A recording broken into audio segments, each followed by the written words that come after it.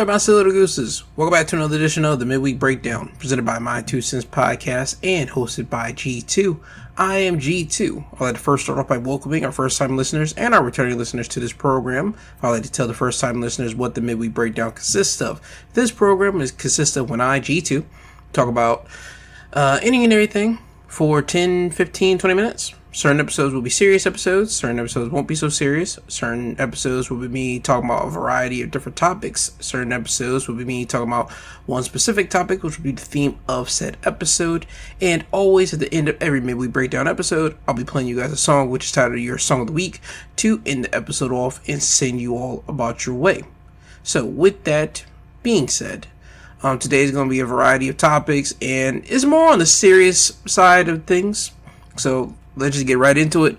First thing I want to talk about is apparently there's an Ebola outbreak, and it's got national attention. It hasn't came to the United States as of yet, and I'm hoping that it doesn't, but it's over there in the Dominican Republic of Congo. It has been said that the outbreak is suspected to be linked to 130 deaths, and more than 500 infections have happened as of Tuesday, with 2 confirmed cases in Uganda. The World Health Organization declared an international public health emergency in those 2 nations over the weekend.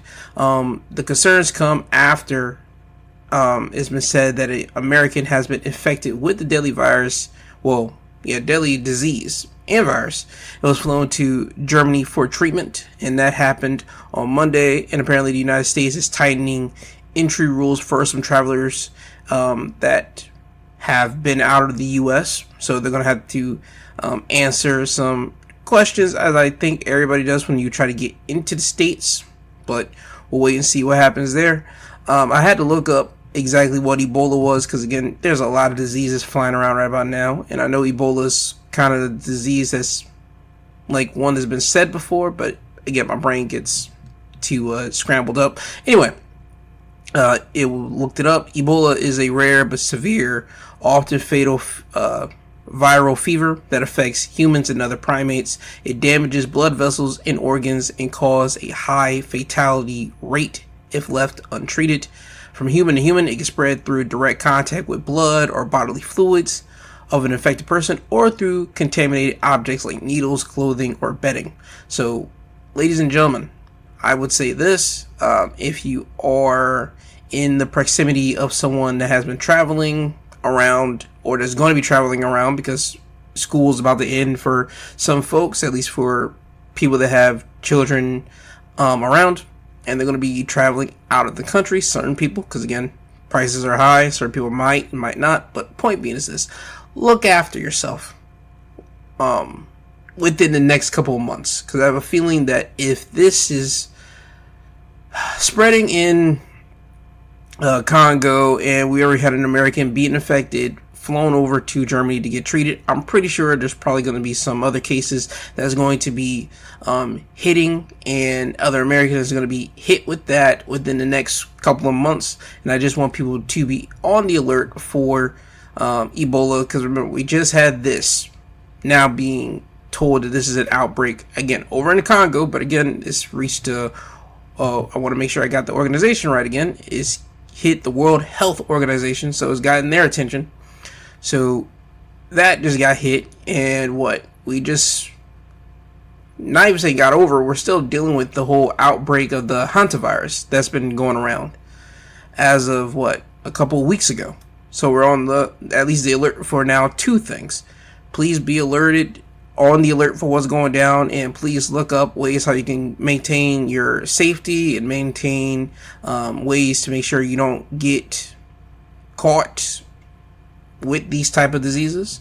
Again, I'm still trying to hope for the CDC to put out some type of not going to say solution, because obviously there's never going to be a solution for certain things, but put out precursors to say, hey, here's how you at least could try to decrease your chances on getting Ebola and hantavirus. That's what I am hoping for CDC to come out with, because again, when COVID happened, again, it was a thing that happened across other countries, and then when it hit the States, then they start putting out red alerts to tell you how to make sure you don't get the opportunity or get the chance to get it. Again, I want the CDC to be proactive instead of reactive. So please, CDC, or someone that's in the vicinity of CDC or has some connection to the CDC, please send them out this clip and tell them, hey, they need to be proactive instead of reactive. Put out a list of things that people can do to make sure they at least can decrease their chances on getting these things. Because again, it hasn't hit the states, but let people be aware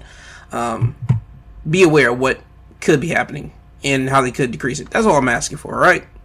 Now, with that, I have to move over to some somber news. This past Monday, there was an attack at a California mosque. 2 teenagers happened to go to that mosque and kill 3 people.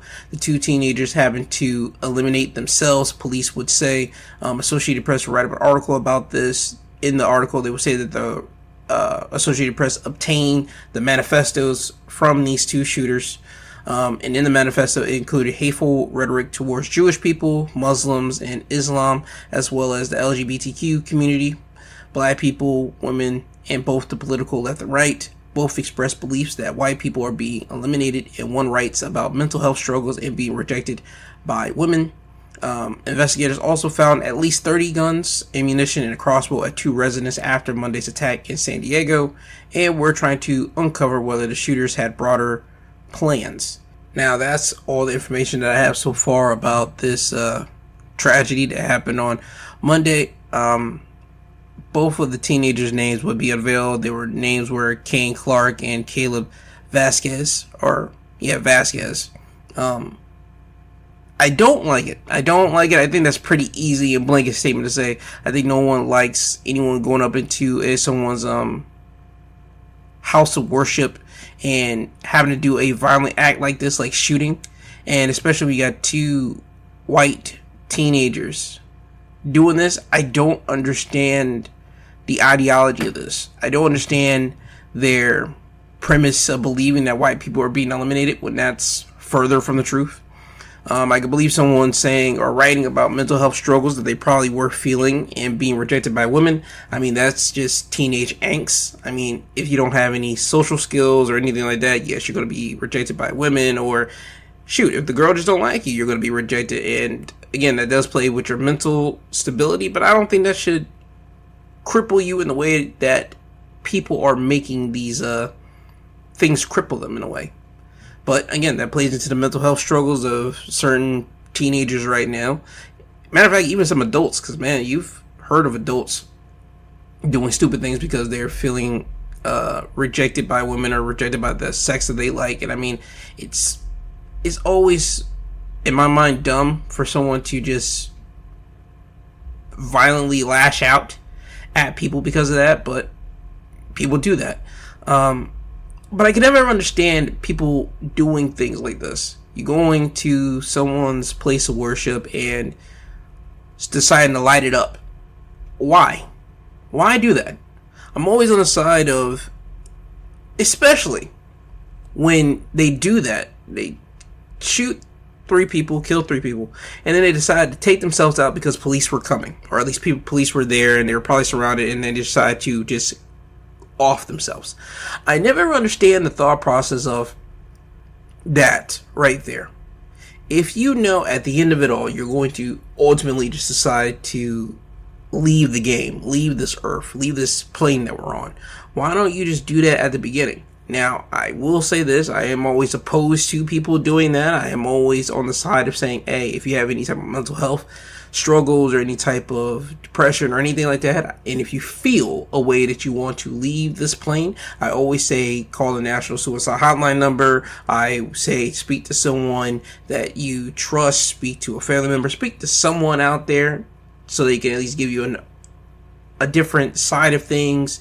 Make you see that the glass is half full, something like that, to make your mind at least expound on this and kind of pull you back off that ledge. But since people are already on that ledge and they are already just ready to jump, why decide, you know what, before I leave, I'm going to take a couple people out with me because I want people to go down with me? I never ever can wrap my head around that. I just can't. Me personally, I can't, bro. Because these people that were at their place of worship, they were just with their people, doing their business, and then the next thing you know, You decide to go in there and just be a dick. You go in there and start to shoot it up. I can't feel sorry for these two kids. Yeah, I call them kids because they're still kids in my mind. They're 17 and 18. Yeah, sure, 18 is the adult age, quote unquote, in America whenever you leave out of high school and all that type of stuff, and they call you an adult, but you're not an adult. You're still a kid, bro. You're still a kid. And I can't feel sorry for these two. I can't because, dude, you went into a place and you decided to shoot people for no reason at all. Only other than just, your own personal thoughts, and you really didn't flush this out with other individuals. You flush it out with a same like-minded individual like you, and that's not good. Listen here, if you ever feel a way, speak to someone of the opposite mindset of yours. And I'm saying a rational person, not someone that's an extremist, opposite mind of you. I'm talking about a person that's rational, level-headed, that might be opposed to some of your thoughts. Speak with that person, and you could just see where certain things are. That's all I'm trying to get at. Instead of linking up with someone that's like-minded like you, like this person did. It's dumb. I don't like it. I can't feel sorry for these two. I feel sorry for the 3 people that happen to lose their life because of these 2 idiots. And I do give my love, light, and condolences to anybody over there that has to deal with the aftermath of this. The families, the friends, the associate of these people that lost their lives, and also the people that were there that witnessed the attacks that went down. It's just so dumb. I don't like it. And you know what I do want to know too? Since they found guns and all that other stuff, I wonder, because again, they're 17 and 18, are the parents or whoever else is going to be responsible for these 2 kids' actions? I'm not certain. I don't know. We'll wait and see to see what happens, but we'll find out later on the line. Moving off of this, the U.S. government, to be more specific, it has been announced that they are deciding to drop the tax claims against the president, Donald Trump here. It has been said that according to a settlement document made public Tuesday, in an extraordinary use of executive power that could effectively help shield the president from further examination of his financial and legal conduct, the U.S. government, as I said, dropped tax claims against him as part of the settlement deal meant to resolve Trump's $10 billion lawsuit against the IRS over a leak of his tax returns. The U.S. is forever barred and precluded from examining or persecuting Trump, his sons, and the Trump Organization's current tax exemptions, according to a one-page document posted on the Justice Department's website. The government is also barred from looking into Trump's family, affiliates, and others, according to the document, which is signed by Acting Attorney General Todd Blanche. That document is a separate addendum from the original settlement announced Monday and was quietly added to the Justice Department website on Tuesday. Okay. So, the Trump family seems that they're just able to move along, do what they got to do. Again, when I hear something like this, that the Justice Department is dropping it, it just feels wonky to me. It does. You're going to stop looking into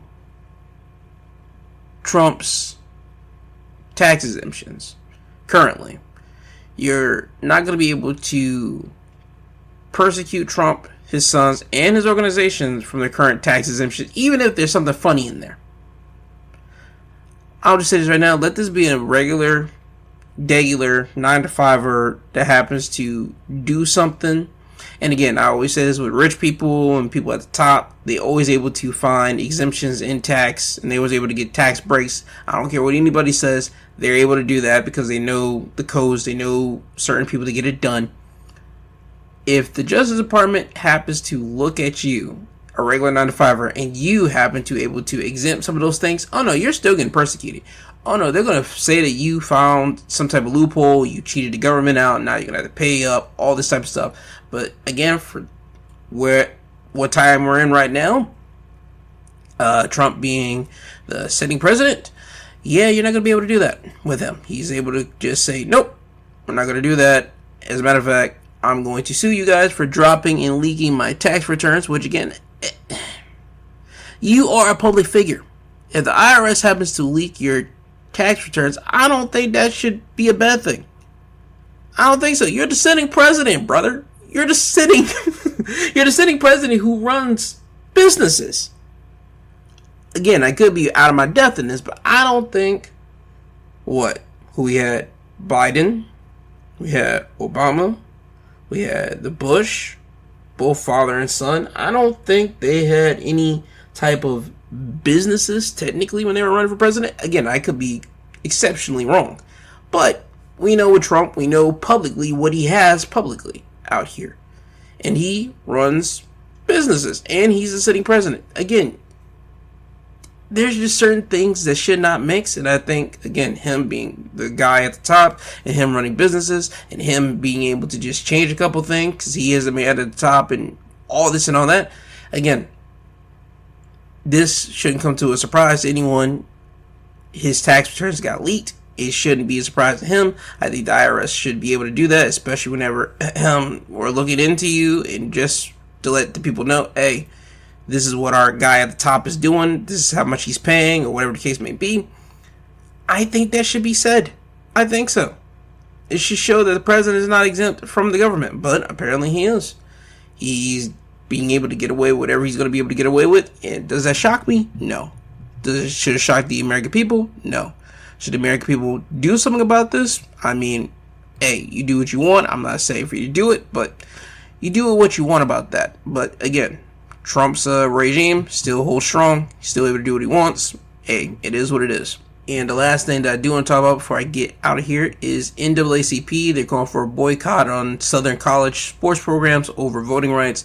As you know, there's been some Southern states that have been trying to get their states redistributed and reshaped out so the black communities will be able to vote in the right district that they're supposed to, instead of always being redrawn and redlined and all that type of stuff. And for the last couple of weeks, all those have been denied, and all those Republican held states, they've been enforcing their will, if you will.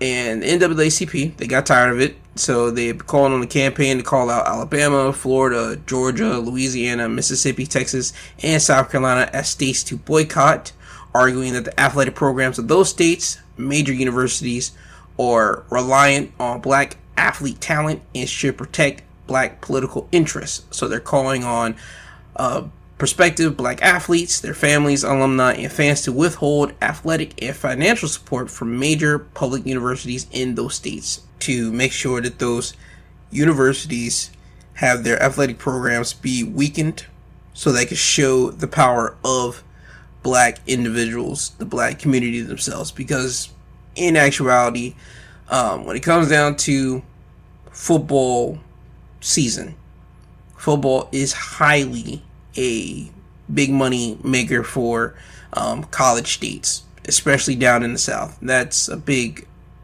money maker there. For basketball, I would say the same thing in certain select southern states as well. But football and basketball, they're dominated primarily by black people.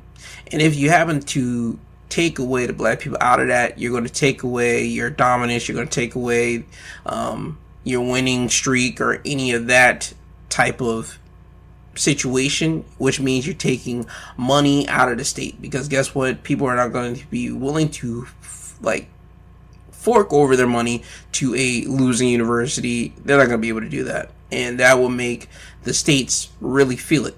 So I don't think it's going to happen. I know the NAACP president put out a news conference and did all of that, and is calling out for black athletes to withhold themselves. I get it, but that's not going to happen, my G. Black athletes, they're going to see that, I need to go where I know I can get some playing time. I need to go somewhere where I know I can get the best chances of getting drafted, whether you're in the football program or basketball. People are trying to make it out of rough situations. So I love that NAACP is trying that. I'm hoping that some black athletes do that, and they do go to some predominantly black colleges. I'm hoping that's the case for them. But hey, I'm not going to bash the black athletes or bash their families if they happen to go to these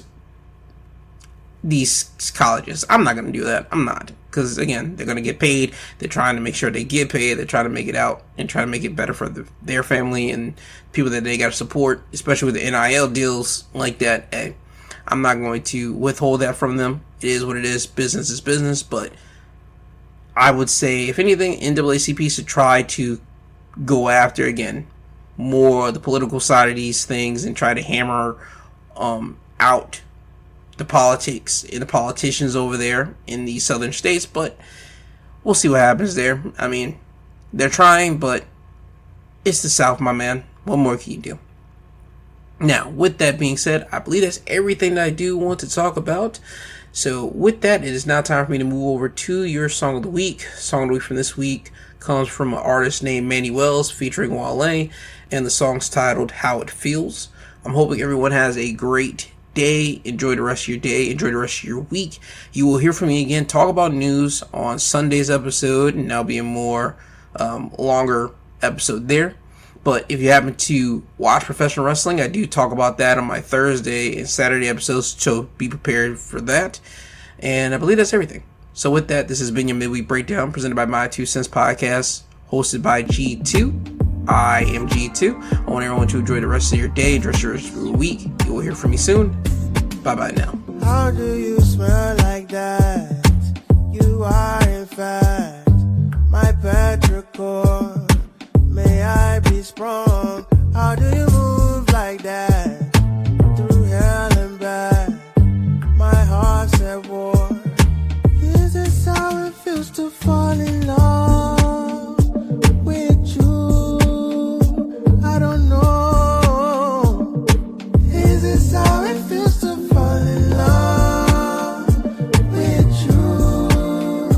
I don't know. But only faith can feel like that.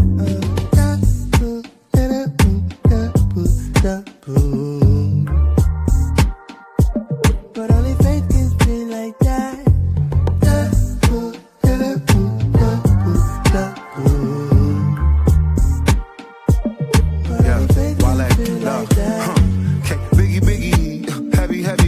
Something better than me, baby, better tell me. I'm not a telepathic nigga, I'm empathetic. That mean I'm feeling everything, but only if you let me. Okay, I'm done with my options, I wanted you to arrive. Took me up that cloud nine, now my gravity died. I tried lifting you up, I tried putting it down. High taking accountability, don't even count. Hey, look, not one time, y'all can't even say that we ain't tried. Nah, look, shawty, and my eyes won't stop leaking. I'm defeated and it's my fault. Okay, love is a tragedy if you don't get it right. I carry the scars, I lost a formidable fight. I'm buried in bed unless somebody therapy couch just earn this out. My flaws put a lid on my life, a literal light you are. Now I'd rather be blind, I probably should call, but now I'm way too timid to try.